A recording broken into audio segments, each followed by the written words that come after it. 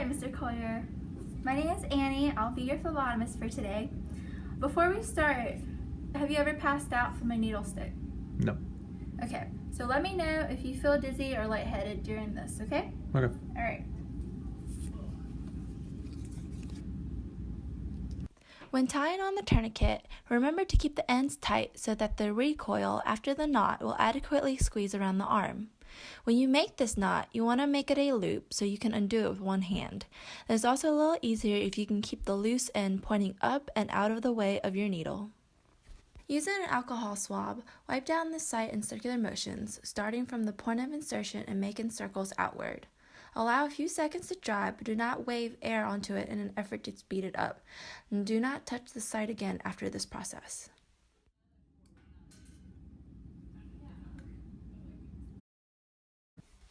And there are several different ways to hold the butterfly needle. The technique shown is designed to anchor down on the arm and hold the needle steady. Place your index and middle finger under the butterfly and your thumb on top, avoiding any needle retraction buttons.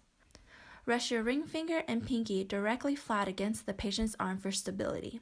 At this point, you will only move your first 3 fingers to stick, while the latter half of your hand stabilizes you in place. Little bitty stick. In this video, the patient's vein is obviously seen, so insertion will not be deep. Therefore, after sticking the patient, it is important to anchor down, that is, to maintain pressure downward through your stabilizing finger so that the needle remains in place and does not move forward or backwards while changing tubes.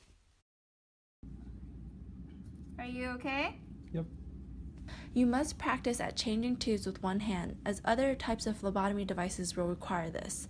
Start off with assistance, but practice the skill. After the tubes have finished filling, you can open the tourniquet. Make sure you remove any tubes from the hub of the needle before removing the needle from the patient. Remove the needle, hold pressure on the site with a cotton swab, and immediately retract the needle into its protective sheath. Your first priority should be to prevent needle sticks. Anything else can be addressed after this.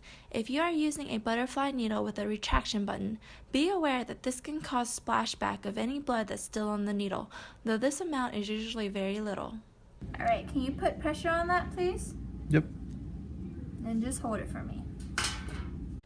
Never ever attempt to recap a needle. The amount of damage done and money spent on follow-up is not worth trying to save a few dollars on recycling needles. If an accidental needle stick occurs, immediately notify your supervisor. Alright, thank you so much.